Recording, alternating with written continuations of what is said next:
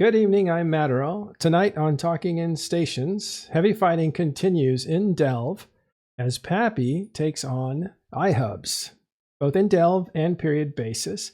And those infrastructure hubs hold up the bridges and the Sino-jammers and everything else.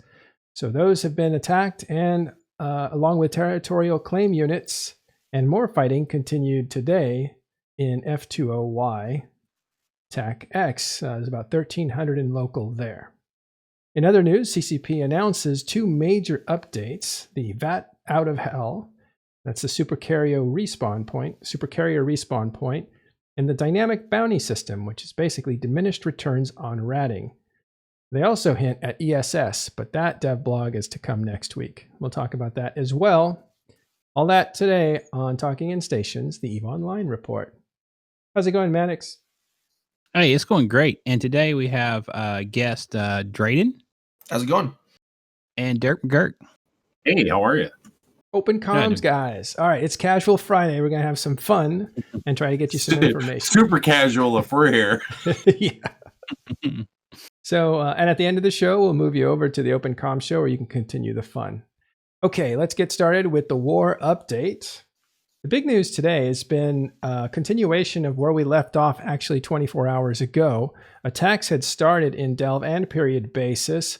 Pappy was trying to take out infrastructure hubs. It looks like they had quite a bit of success, but it came at a cost. They lost a combined 60 billion in ships as they tried to destroy these things. I think the Imperium lost less than that, about 50 billion. So the ISK war went to the Imperium, but let's see what Pappy got for that price. As you can see in this constellation of WTAC 4, I believe 6 out of 9 of those constellations were flipped yesterday, and the other 3 are being attacked right now. So those are actually on the menu today for Pappy. Looks like they may flip that first entry constellation into Delve really within the first week of putting down that Keep Star. In period basis, it looks a little bit different. You can see that they picked up 17 ihubs, and there are 14 more timers today. 10 still belong to Condi, that is Goon Swarm, and those will probably be attacked later if Pappy intends to take all of period basis. Again, period basis, not a strategic point for Imperium at this point. Delve is all that counts for the Imperium. They've stated that many times. What's the Imperium calling that now? Like these outer places? Floodplains. Floodplains. Yeah. That's pretty floody out. That's pretty floody out there. I'm not gonna lie. It's pretty muddy. Fake Delve. NPC Delve is fake Delve. It doesn't count. Yes. Right. It's fake Delve. Well, NPC Delve is, let's take a look here. As you can see, the constellation view, we'll switch that over to sovereignty, and you'll see that yellow is actually territory that can be conquered. And these territorial claim units, even in WTAC4 constellation, are still Condis, still Goon Swarms. That's why they're yellow. But if you look here, all this white area, this is what's considered fake Delve. Okay, and today there was fighting in F20Y. There was about 1,300 pilots, and I'll just read you a quick list of what happened there. Pandemic Horde reinforced an Symbol-X in system, and then they were killing hostile Sinos. Pandemic Horde warping Munins to keep killing hostile Falcons. Falcon died, about 20 or 30 came through. Then suddenly 150-ish loaded. So I imagine the Imperium came through with the Sino. FC panics and warps the fleet. That's a Pandemic Horde panicking and warping. And gets split in half. Then some then some profanities here I can't read. And it gets split even further. So basically Pandemic Horde falls apart as the Imperium comes in with Falcons and works them over. So there's profanities you can't read. Sorry, I'm reading like this. names of things that people have named inappropriately. He just says something fucks up and gets the fleet split even further. And I could have read that. You already said it. You could have. I could have read. There you went. I'm reading this for the first time. That's why it's so. Yeah. So goons take the opportunity to bring more fleets, and they sandwich the pandemic horde fleet. Then NC goes in on the fight, and that's when huge fights evolves. That's when you get up to 1,300. PL, Test, Brave also come in. Goons are a little late with bailing out some of the fleets that get stuck, and PL and NC finish the timer. So it sounds like Pandemic Horde kind of got trounced by the Imperium, and then the Big Brothers came in and kind of cleaned it up. Written by... Dude, I could have read that. Like, if you had told me that there was stuff there that made you uncomfortable, I could have read it. Because I'm looking at it right now and going, I'm like, that's not that bad, though. I could do that. Yeah, I could do. It's fine. All right, so that's the fighting today. Do you guys have anything to add to that? Not yet. I'm on vacation now for a week, so I actually am hoping to get on some of these EU timers. If goons could just time their stuff for like late US time zone, that'd be great. Yeah, maybe. It's like West Coast. Yeah, West Coast time zone. West Coast plus. Well, this is actually, I mean, the attacks are not 3. attacks are not Goon Swarm's timing. This is all Test. Aren't they the ones that made the well, I guess the Oh, I mean, yeah. yeah, but like when they time the reinforcements to come out, because a lot of them are happening like 1800, 2000, stuff like that. So yeah, it seems like it's Eastern Central Time, right? Yeah, that's when they set the timers to, right? The USTZ that we alluded to yesterday. Yeah, but that's like the first part of EUTZ or USTZ. I do it too. United Emirates is what I was thinking. Mm. Well, basically, shout out the low high res out there. all us Pacific guys like me and Dreydan here, we're over in the West Coast. We end up kind of getting the late night stuff, right? Stuff that happens like after. 0200, 0300 is about when I'm getting home and sitting down at the computer ready to play. And by then it's not one of those long till downtime tie-dye brawls. Stuff to get on. I mean, sometimes stuff happens that late, but it's not as often. Yeah. Hello, Arizona. Yeah, so that's what's been going on. The ihubs. It's kind of remarkable. You had wave after wave of fights happening a week ago, where Keepstars were being denied entry. When you say wave after wave, you mean like Keepstar after Keepstar? Yeah, Keepstar after Keepstar. You had 4. And that's what's kind of funny because last Friday night was the third Keepstar, trying to deploy kill, right? Yeah. And then it was like That was a another close Keepstar one. got laid down, and it was just like, and then it woke up and it was alive. Yeah, totally. Now, that was the bubble wrapped one, or whatever the hell it was. But it was like just like all of a sudden it was like, oh yeah, that one lived. Okay, fine, we're moving on. Yeah, that one went up quick. It went up within less than an hour. So I wasn't there. I don't know what the tactic.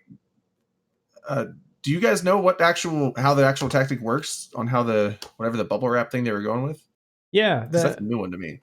Yeah, well, what happened was they put it down right after the other one was destroyed, like a few hours later. Okay, so I have to back up because I explained this yesterday, but the point is that Pappy saw some weakness in the numbers that were happening with the Imperium. Remember when the timer slipped at the end on number 4? Well, they were like, hey, they're not responding with everything they've got.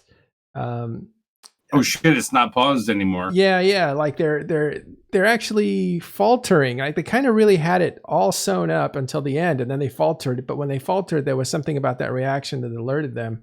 And then they looked at all the jobs that they put in for industry. Like I think they put in like 3,000 jobs in 1DQ. And so they thought, oh, they're short on equipment. They faltered at the end of that last one. Let's put down another Keepstar right now. So honestly, or is this like looking back sort of a thing and being like, oh, look, they had a bunch of stuff in there. They were in there. Like, it's not like you're hand manufacturing this stuff. I can only take them at their word. Like they can lie and try that sounds like narrative to me. It sounds like they threw another one down and like, you know what? The response just wasn't there at the time. The reason I think it's plausible is because your guys are tired too, right? And you just went through a 10-hour fight. Yeah, but I don't think it has to do anything with manufacturing, though. I think they take that as a signal that, oh shoot, they're they have to build a lot of stuff. You know, they have to build a lot of stuff, which means they're probably out of a lot of stuff or running. And the out. one thing I'll say is the one keep star. I think it was the second one where the timer slipped down to like 2.5 minutes or around there, like 2:24. Yep. It was slow incremental slips, whereas the fourth one it went from 14 minutes to like 5 minutes in one. Well, I mean, there's a couple stutters, but within 10, 12 minutes, it dropped like 8 minutes almost in one shot. So it was like was kind of in free fall, but they were great. Who's the person that you hear talking about weaponized inconvenience, right? It's Dung Tinkle, right? It's not the builders of the Imperium that have a bunch of builds all of a sudden in build, right? Given the pace of battle that was happening at the time, and granted, what do you want to call it, feeding or the losses that were given up to achieve the objective? I honestly don't think that the build capacity had anything to do with it. I don't believe that some internal spy or whatever eyes they had on these things were sitting there and saying, wow, now's the time, boys. All their guys are down there banging steel. Their shields, right? Their sword and their shields. They're down there hammering out the metal. Let's go now. They fired up the furnaces. They're not ready for this. Well, I don't know. I think it's a combination of things. When you see that the enemy has lost 1,500 ravens, for instance, you're like, that's a lot of ravens. And then when you see those massive orders go in. So the point is, they made a decision to drop a keep star for whatever reason. That's their stated reasons, not my observation, because I don't know their information. And I think it was said, Matani's like, let it go. We're not going to contest the actual anchoring. We have a plan, is what I heard. It's what I read, actually. It was a ping. And so then 24 hours later, that fight happens. And what's happened in that time, I believe they wanted to use this tactic before, but Pro God Legend forgot to do it.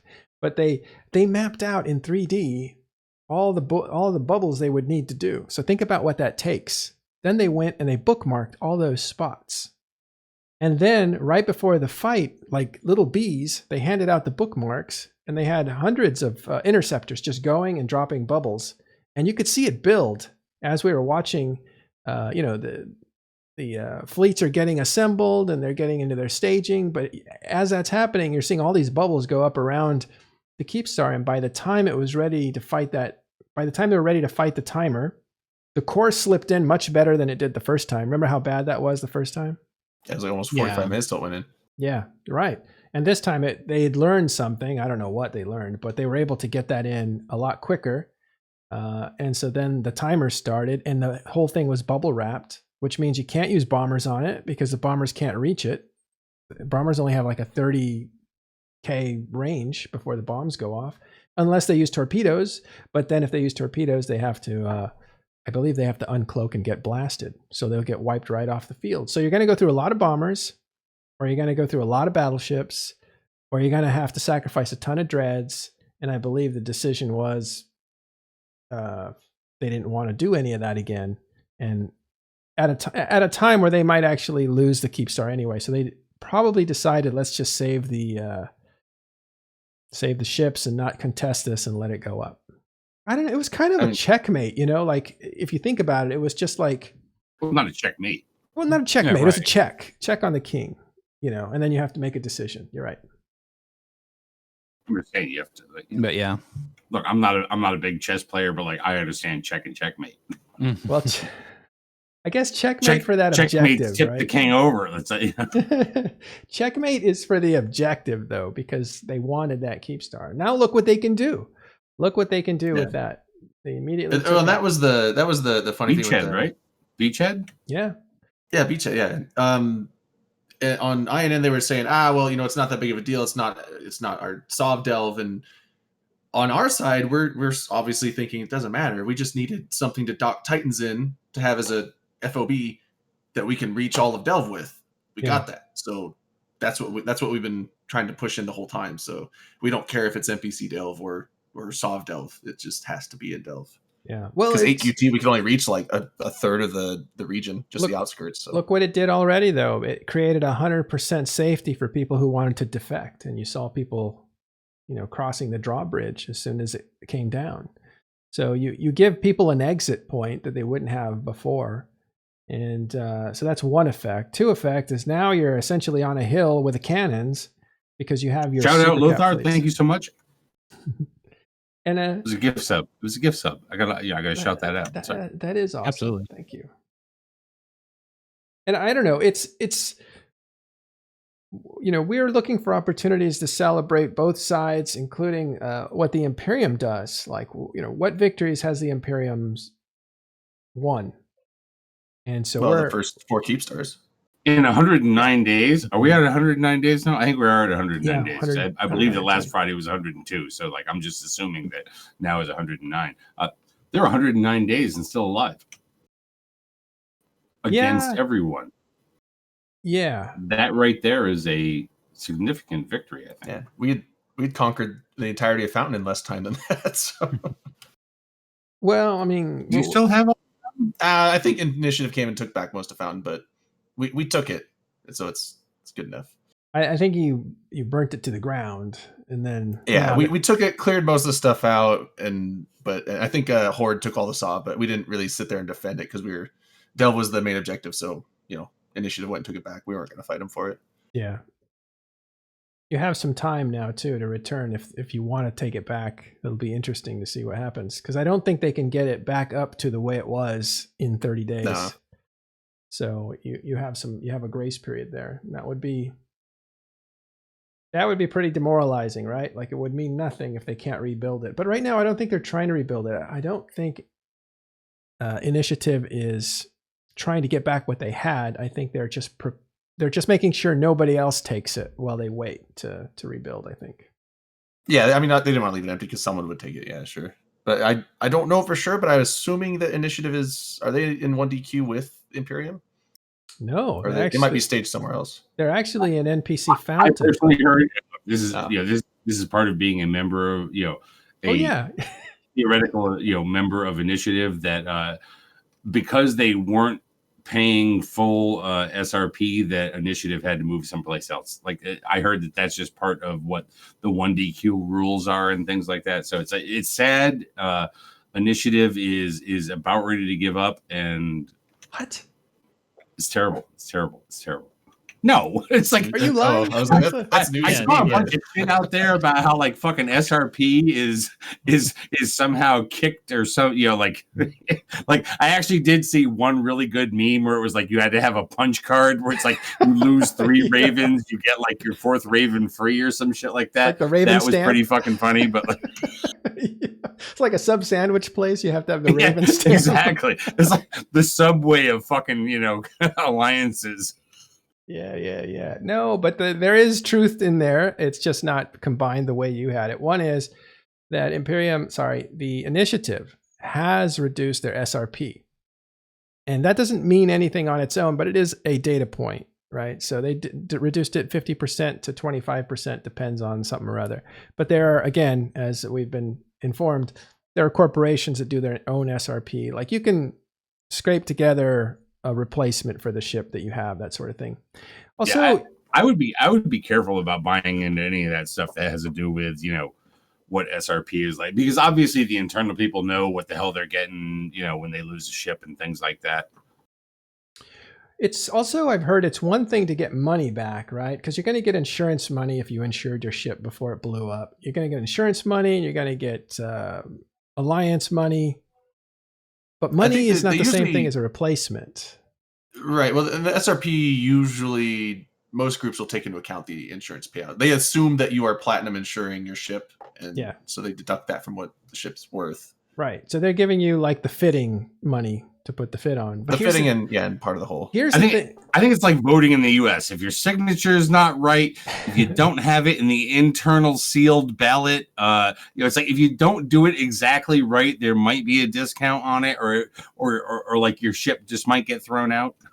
The thing about ISK, if you give somebody back money or ISK instead of giving them another ship, is that they can say, yeah, I'm not going to buy that Raven again. Like they may actually say, I think I'll prepare for departure. Like I've seen that happen in I think it happened in Nully a few times. You got reimbursed for big fights in a losing cause, and you just kind of held on to the cash instead because you didn't want to evacuate these ships that you were going to have to buy. Did you want that back in the day? What did you want? Like back, and I'm talking back in the day. Like, did you want ship reimbursement or did you want ship replacement?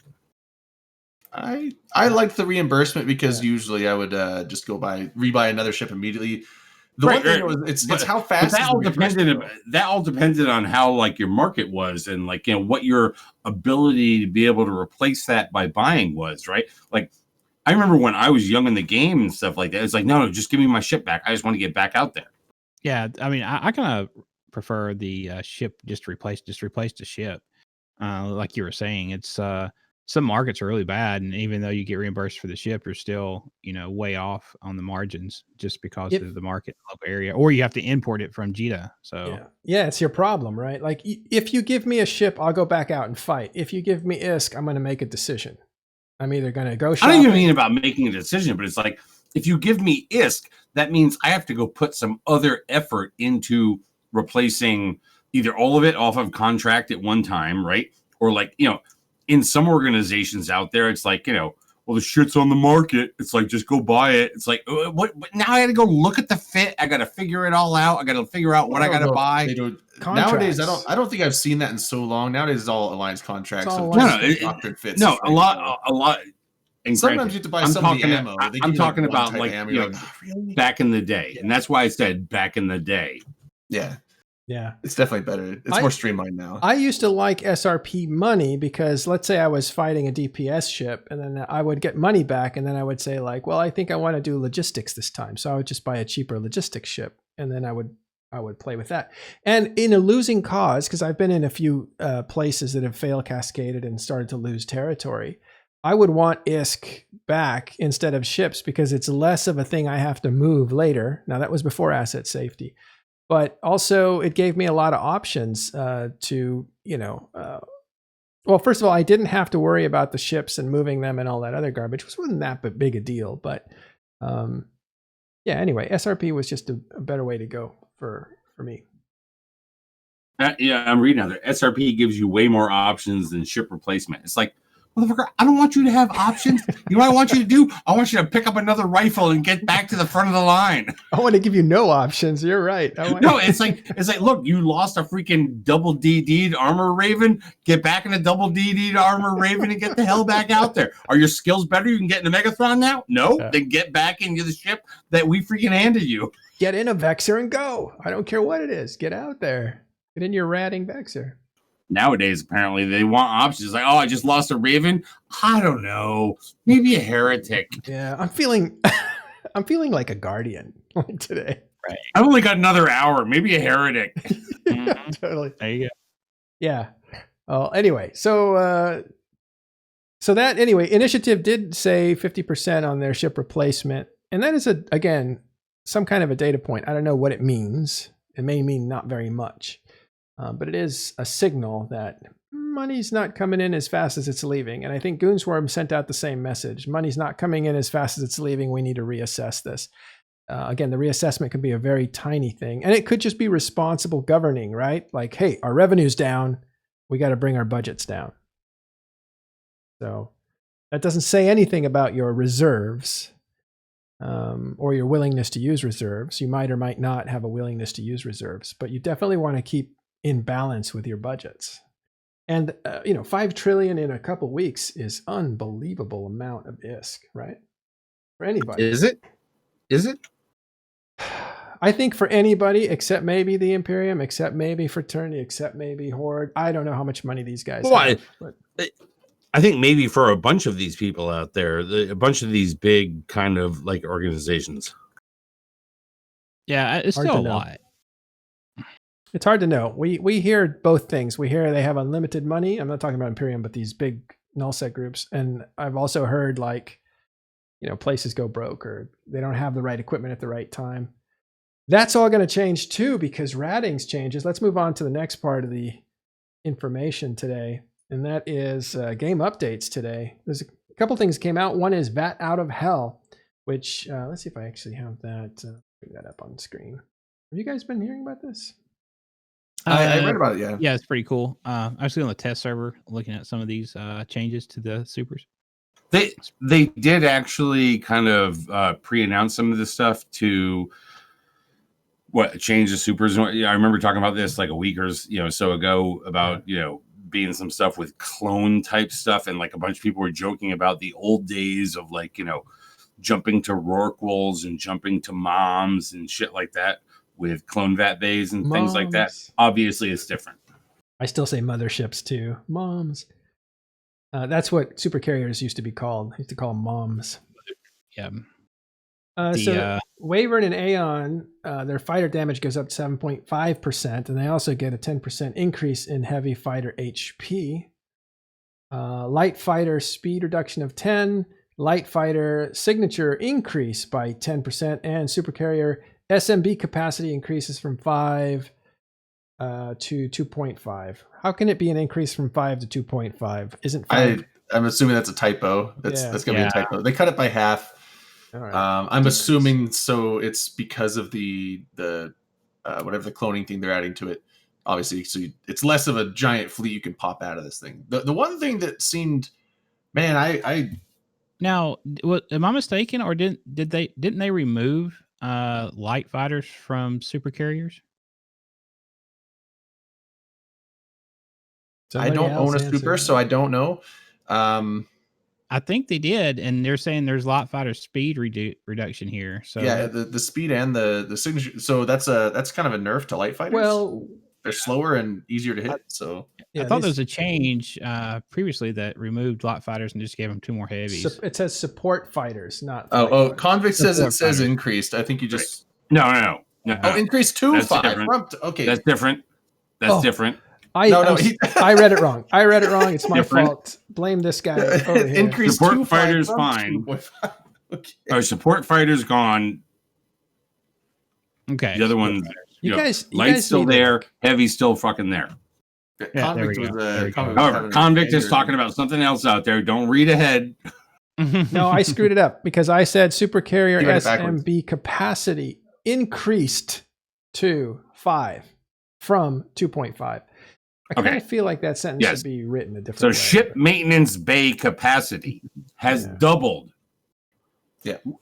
And again, this goes to the thing that they talked about earlier, or they announced earlier in this particular dev blog, the tactical capsuleer recloner. Jesus Christ, why they gotta come out with the better jump clone bay? It's like, why not just call it that? All right. Gotta have science in it. Clone bay but anyways, in order to make that thing that we're going to talk about here in a second, I believe, better, they basically increased the ship maintenance bay on a freaking supercarrier from 2.5 million up to 5. Like, that's a lot of goddamn ships. That's a lot of space. It's a lot of ships that you can put in every supercarrier, because they're basically sitting there and saying the tactical capsuleer recloner is a new module for supercarriers, allowing fleet members who are fleet members. You got to be in the fleet, okay? Who are potted in battle to respawn inside a local fleet supercarrier and I'm putting the word immediately in there, but they didn't enter a fitted ship that is already stowed inside the massive vessel itself. However, I'm putting the word "however" in there because they didn't put that in there. Okay. You have got to have already consumed a new booster that is called the Nano Heuristic Clone Mapper, which will be introduced, that must be consumed for a fleet member to become eligible for supercarrier recloning. So here's the thing. You're in the fleet with some supercarriers. So that's gonna require a bit of a change, because honestly, if you're out there in I don't know, such you're a good Raven point that gets blown the fuck up, okay? You're probably not in that. So therefore, you got to be in the fleet with a supercarrier, having also taking your drugs that allows you to, when your Raven gets blown the fuck up, you will I guess you got to get also potted as well. That's what I'm going to assume potted, here yeah. for a second. Not just your ship blown up, but you got to get potted as well, or kill yourself. You will then respawn in a ship that is carried in one of these supersized freaking cargo bays inside of what is now, honestly, a mom. That's right. And then you choose a ship. We out of the may have FMV we and may have undock. actually gotten back to the fact that this is a mothership. That's right, as it should have Oh, been. yeah. Now, Set the one pieces. thing, it didn't specify here, I'm questioning, do you have to be in the same system as the supercarrier or just the same fleet? Well, that's a good question. And you know what? Some people are going to have to test that on 'Cause I'm Serenity wondering- because it doesn't actually say that in the dev blog. Yeah, because I'm just wondering, like, And let's you say know you some die- motherfucker will be in a wormhole and be like, but what if I take that drug and I pod myself and I'm in a fleet with a guy in like 1DQ? Right. That's what I was gonna say. Like, so what if you're in the fleet, you forget to take your drug, you blow up, and then you just pod yourself back to the Hold on, station. You're somebody like, said- crap. And then you take the drug, Relic undock, pod yourself. Sadab out there said it said local. So like, you know, Local? Okay. there may have been a word I missed when I was here. interjecting words. Local super fleet. Blame it on me. Okay, so that takes away the essentially what could be a new form of not Black Ops dropping, but you know, No, it's not. It's not going to be. And you know what? And even if it fucking worked like that, I would hope that CCP Convac would have taken that back and sat there and said, no, this can't be like that. This is not a way for you to get out of a freaking wormhole and like, you know, jump to a mothership or some shit. Okay. Honestly, this is kind of back in the, well, all right. Second only to being able to kind of like, you know, board a mothership in whatever ship you're in. Right. And then that thing being able to jump someplace and take you with it kind of a thing. This is about as close as I think they can maybe get to what the original idea was. Yeah. Well, and the visuals are really nice too. They have new visuals on the super carriers, and the actual effect of the ships ejecting is really neat too. If you've got a chance to go on a test server and check that out, I would definitely check out the new visuals there because they're awesome. And the new I do like that they are doubling the size. When they messed up with the Aeon size before and they brought it back down, we were saying like, no, bring it back. We liked the big ones, and so now they're back. I'm glad they did it. Yeah, it's a little bit of an oops, I think. Yeah, that probably was. I think it was an early. Some interesting stuff. And there are a bunch of people because I'm seeing CCB Convict, you know, kind of put some explanations out there about like this term mothership, you know, that you know I and we are sort of throwing around, but before the advent of what we now know to be the super carrier, there was this thing called the mothership, and like it really wasn't a mother of it. It was just sort of like a glorious, like Titans were being used. Titans were above it, right? And you know, carriers and dreads and whatnot already existed below it. And here was this thing called the mothership that was never really good for anything, but you know, I got to dip out. It's a terrible mom. Yeah. Oh, okay, Dreydan. See you later. Yeah, it was a bad mom. I gotta set some stuff up. I'll see you guys, Dreydan. I'll see you in a couple minutes. I'm like, go get that set up, and like, I'll see you in a couple minutes. But like, you know, it was a terrible mom because like it wasn't good for anything. It's a crackhead mom. But like honestly, this is the thing that you know, in a lot of ways, and I'm almost wondering with kind of like what they did with, you know, the Rorqual back in the day, right? The Rorqual could use cloning bays and and things like that. It shouldn't be like this per se, but like, you know, will this be the technology that they use for making kind of the Rorqual what it was originally intended to be? You mean the super carrier, or are you talking about the Rorqual? I'm talking right now. I'm talking about the Rorqual. You know, okay. Can they use kind of, you know, some of the technology they've built for this to make that what it was originally meant to be? It's supposed to be a mom ship for industry. Yeah, pretty much. Awesome.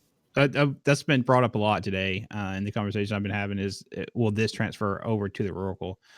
The new technology they developed here for the super carriers. We talked about that a few days ago when this was announced through the trailer. We were like, yeah, okay, the Rorqual wanted to be reworked. They said that. They said they have a role, you know, the Rorqual is going to make a comeback. And then they showed us this through their trailer, and then we're like, yeah, 2 and 2 equals 4. So definitely you'll see some something happened like that, Rourke will go back to, instead of being a solo miner, to a fleet set piece, just like the mothership is now, or the supercarrier will be. Okay, let's move on to Concord. Introduces dynamic bounty system.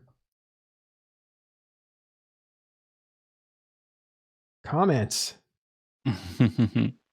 Well, this is a change to rate. Tell us what's in it. Yeah, for sure.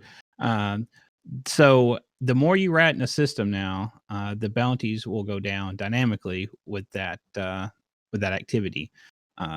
You'll be able to launch an ESS in system, and that will cause your bounty process, of course, to go up a little bit. And not only that, but if there's PvP in a system, it could raise the bounty payouts.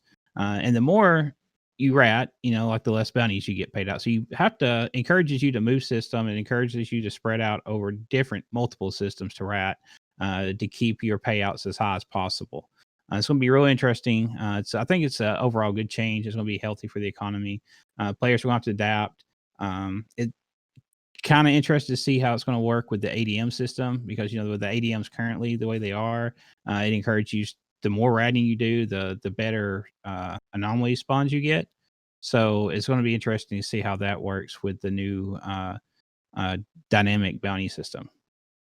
I know Dirk has a lot to say on this subject.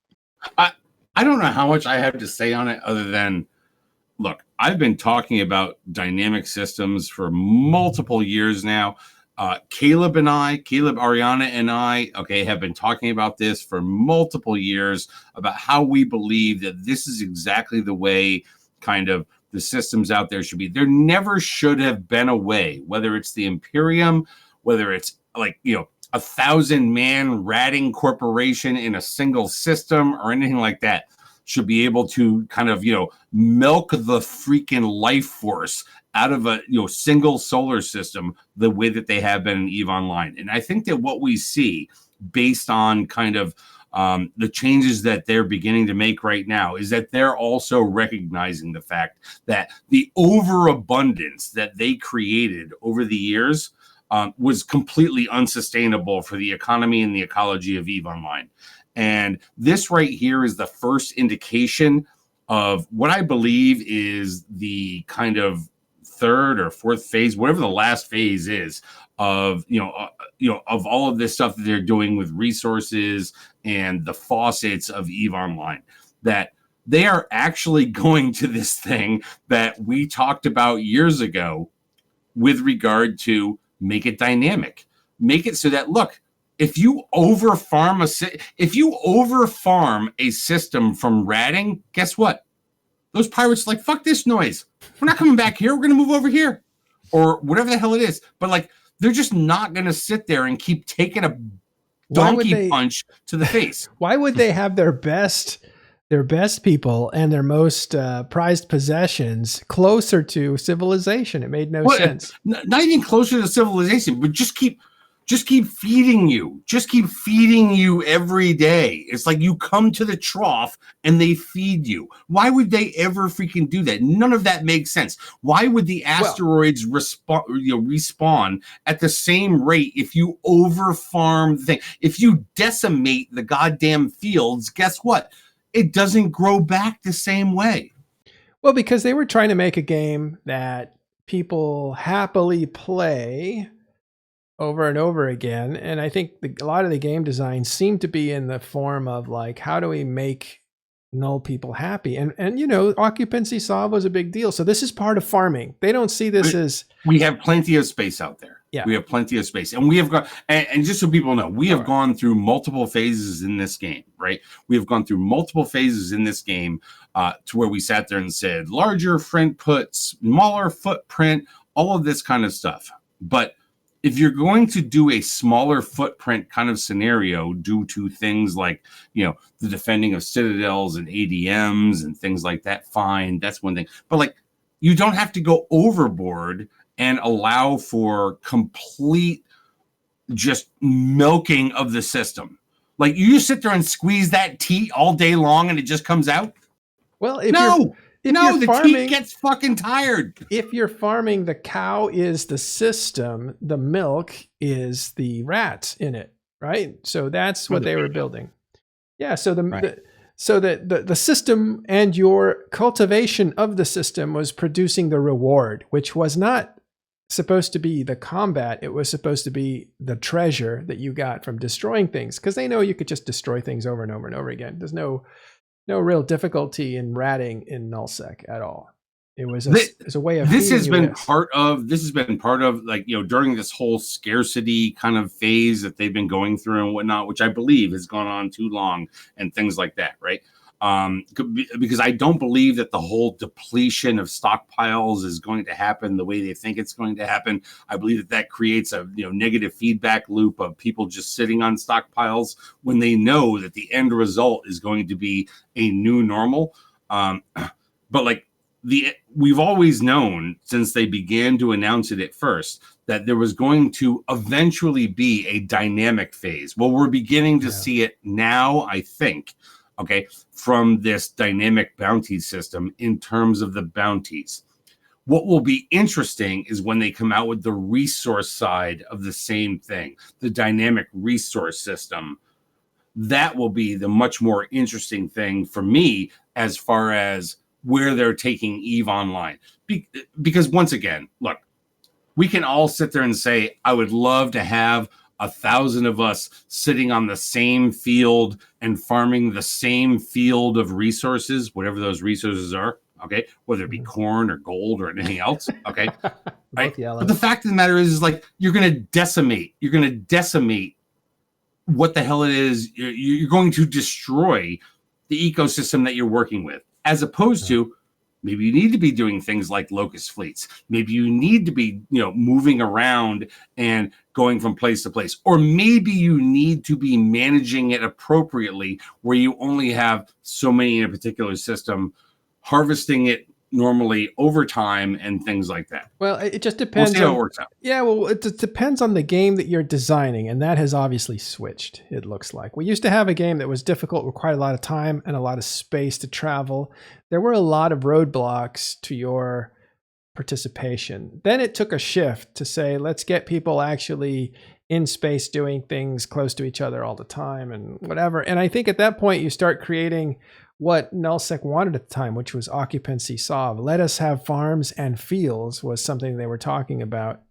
And we'll build these empires, and we'll want to protect those empires, and that will cause wars because empires will want to war against other empires.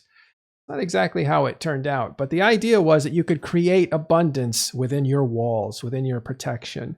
And that agreed, Leox. I think it's time for a shot as well.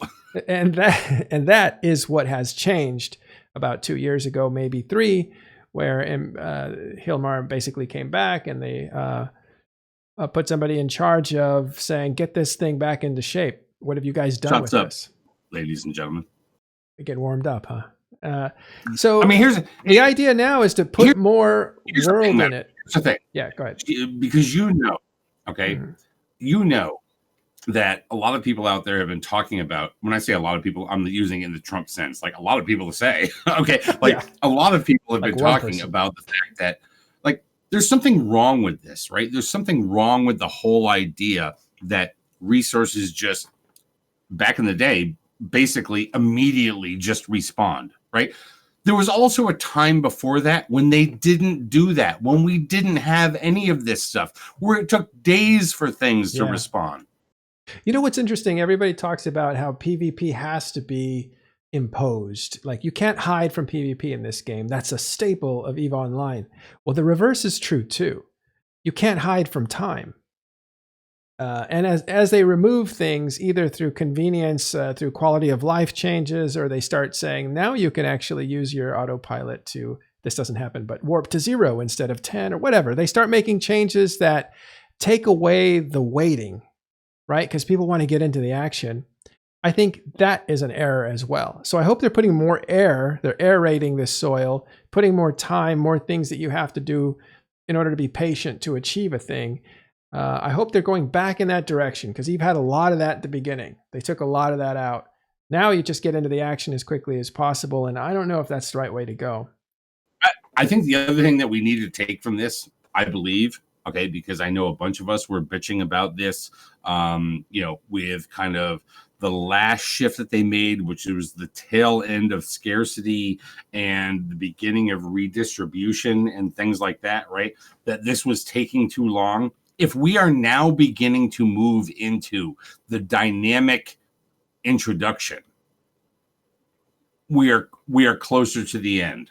Okay. So for those of you out there who are like, worried about that, like maybe they're speeding it up. I don't know that they are. Maybe they're speeding it up because they do need to speed it up because nobody can just sit around for goddamn scarcity forever. Well, yeah, I think it is coming to the end. I think there's going to be a carrot of some type come out soon. And plus we haven't got any hard numbers on this. So we don't know like how much ratting is over ratting, right? We don't know if a small group's going to be even able to reach that cap. So they're affected by the numbers, right? So if you're in a smaller group, you might be able to write in a few systems. We don't know anything about those details. Yeah, we don't know anything about those details at all. All we know is basically the general idea. If you do too much, you'll get a negative. If you don't do it, it'll be down here. It's like we don't know anything about those kinds of details. And maybe we'll never know until we do.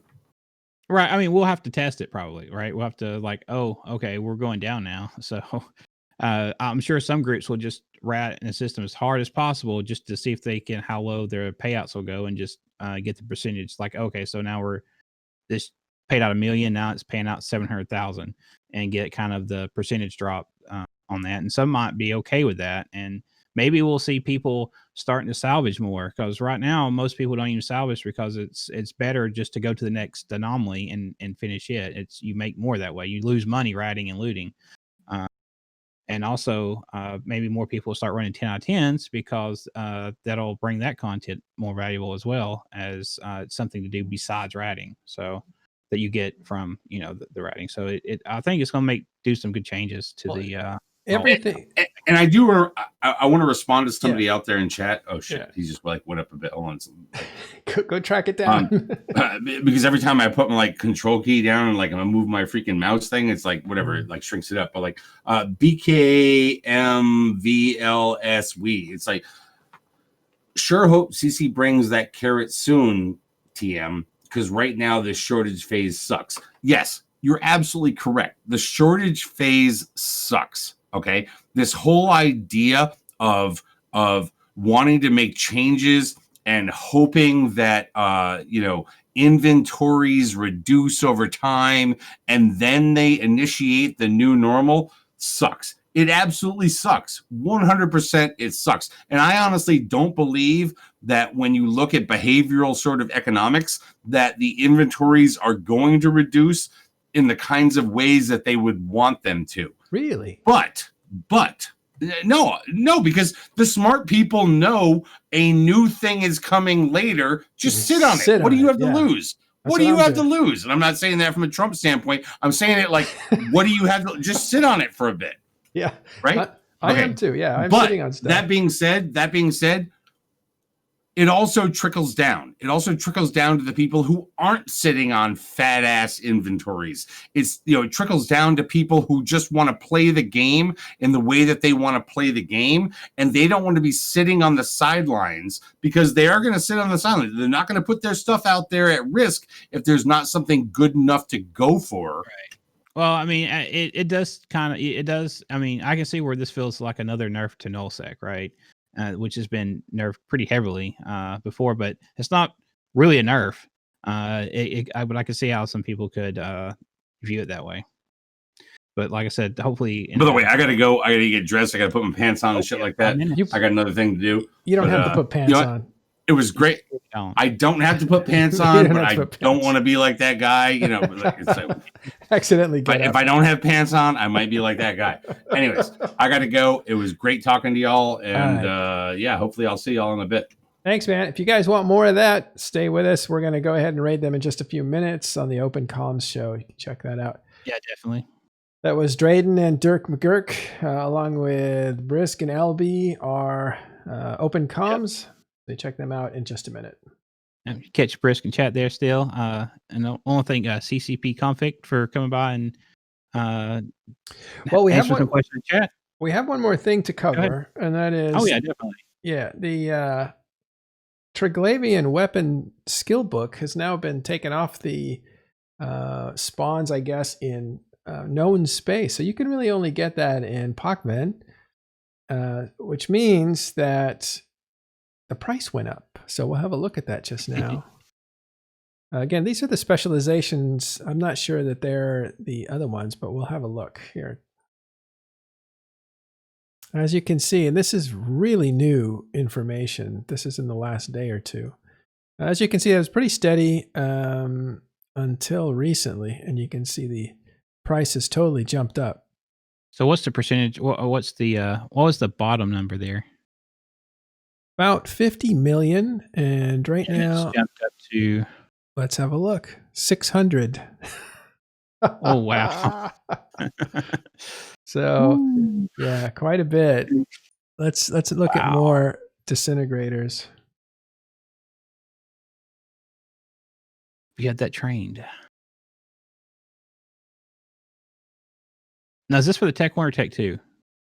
These are Tech 2, the specializations really for use of Tech 2s. And we'll just look at the, you can see that one's jumping up a little slower. Or maybe it's they were high anyway. Now they're really high. Yeah, this one's gone from, we just did that one. So let's go to a different one here. Again, these are the disintegrators for Triglavian weaponry. It's very specialized, but this one went from like a 0.15 billion to now. Yeah, this could be. But this could be a knee-jerk reaction. So I would possibly hold off if you're thinking about specializing into Tech 2 Triglavian weapons. That's a lot of inventory, though. That's why I don't think it's a manipulation. I don't think it's manipulation, but I just think people are like, "Ooh, we can only get them here now." The price goes up. Yeah, the rarity is going to go. The rarity is going to go up. So once these expire here, the rarity will go up, and that means that you could sell it for whatever price you want, as long as somebody's willing to buy it. Otherwise, they have to go into Triglavian space and get their own, and that's where you get. That's where you see that kind of rarity. I think is going to be interesting to watch. I don't know if that'll pan out. It could go even higher. It could drop back down, as you're saying. It's just a fear spike is what you're probably thinking. Oh, that's why I said a week. That way you kind of get it a little bit of some time there to see where the market's going to settle. So that will be wild. All right. That's very interesting. That's pretty interesting for sure. Yeah. I was going to leave you with a new movie called, I think it's called Battle of the, let me actually get it for you. 1 second. Here, why don't you fill while I try to look for this? Tell a story. Here it is. Well, this is called Graveyard of the Giants 2. And Graveyard of the Giants is a video about the Battle of YZ9, the one that had the dread brawl at the beginning and ended with Titans dropping and doing a doomsday, a boson trap. And also it was a 2.5 trillion loss and stuff. So yeah, so it was a really neat fight. You can check that video out. We'll put it in the show notes as well. And I think that's all we have today. Let me read this. I don't know what that's about. No context. All right. If you write me for any reason, make sure you fill in context, because I get a lot of messages per day and I lose track of what's what. Okay, so again, let's just go through the story of the day today. Is that ihubs are being flipped in Delve. It looks like this whole we'll show you the ihubs here that are actually being attacked. This area here, this has 3 that are going up right now. 6 have already been taken. That, in addition to what's happening in period basis here, you can see a whole bunch of 17 today. or since last 24 hours, and more to come. I think there's another 10 that are being attacked. So like Pappy's really going to work basis, on Delve. Yeah, period basis is I can see morale on one side or the other, but it really probably don't affect anything. The main region right now is Delve, so that's going to be where majority of the fighting is going to be between Pappy and the Imperium. Yeah, it's going to be over the timers in Delve. And the Imperium's putting up a lot of resistance, so they are making Pappy pay for those systems. So it's not an easy walk in the park. They're not rolling over. It's definitely some heavy fighting going on, but the numbers speak for themselves. Out of the 20 something ihubs that were going to be fought for, I don't know if any of them were saved. Well, numbers are heavily favored in the solid warfare. If you got more pilots, you can put more systems and guard more and tow sisters. The easier time you're going to have in winning those battles. So Imperium's definitely on the back foot. Luckily, they have Elo Knight with them, and he's very versed in this solid warfare. So let's see what happens next timers. That's the Pro God school of credit Elo Knight. Well, I mean, as far as cyber warfare goes, it was very, very difficult to fight against in the fraternity war with Legacy. So he was fairly key to extending the length of that war for sure, just because of skills with the cyber warfare. I'm sure Asher and the other Imperium FCs are just as good. Flood and everybody, they're very, very skilled and capable FCs. I'm not saying that they're not. All right. Anything else? Let's look at questions. We'll do an Ask Me Anything for just a couple minutes here while Open Comms gets up and running. If you guys have any questions or comments, I'll go back and look here. Yeah, I'm just reading through the comments here myself. Oh, thank you. Araya did correct us. GY6 was actually saved. I believe that system. See? Period basis? No, it's right here. I didn't see that one light up, but it's in a different constellation. Probably because it was saved, right? If it was saved, it might not show on .land. Was it an ihub that was saved, or was it another piece of infrastructure? It was lit. I believe it's ihubs. Okay. Most of these are ihub okay. timers. Well, I don't know if that was part of this wave of attacks. It might have been a kind of an early probing attack. But okay, yeah, he said it was the other day. So yeah. So the thing about the ihubs is they're infrastructure hubs. They are essentially the permission to put down infrastructure. So what happens with a lot of infrastructure that's already in Delve, like say bridges or cynojammers or any of that kind of stuff, is it essentially goes dead and can't be used anymore, and then it gets cleared out. So that's a big deal. It's essentially taking over the infrastructure for that system. And so what you're seeing essentially is Pappy starting to dismantle the infrastructure in Delve. And that is a very big deal. So we'll have to watch those fights very closely. That's why they're important. And fights are being fought right now. So this is an ongoing and developing story. Yes, and McLeod reminds me the ESS changes have leaked from the test server. And we were looking at what that looks like. That is a test server, so there could be some changes before it goes live. Normally, when it makes the test server, there's not a lot of changes, but it's the test server, so it's not 100%. So, well, also they have placeholders for the amounts. So there's no amounts, but they do have the variable that is called when the ESS is working. So it's a little hard to understand what you're reading, but you will get the picture of how ESS works. Might as well wait a couple days for CCP to actually write a dev blog and explain how it works instead of trying to figure out what's going to happen. I don't think it benefits you in any way to read the spoilers or the test server stuff. But because this stuff really isn't in the game in the way that it will be. So you're not going to get a head start on anything, for instance. It mentioned a little bit about how it's going to work, but didn't go into any specific details. Yeah. So we'd had a little bit of information on the ESS, just not complete information. Yeah. So we'll just wait till the CCP comes out with their official statement, and we could look at that, see what they say. All right. Thanks for hanging out with us, everybody, especially CCP Convict, answering some questions in here. There was one question here by Abnu, who says, I just came back to the game. Are the goons fighting? And that is a long story. So you guys can help him out. And if not, you can come to Talking in Stations Discord, which we'll put in here now. And you can ask that question inside of our Discord, which is a new technology if you've been gone for a long time, where people meet. And of course, support us on Patreon. We really appreciate that. And if you can't support us, then you can just give us a thumbs up where you see videos, and you can subscribe and do all that kind of stuff that helps us surface the material for other people as well.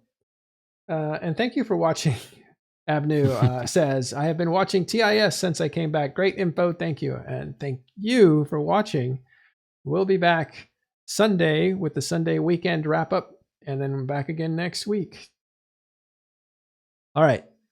Thanks again, Mannix, for coming today. We will see you guys next week. Stay tuned for Open Comms. We'll send you there now.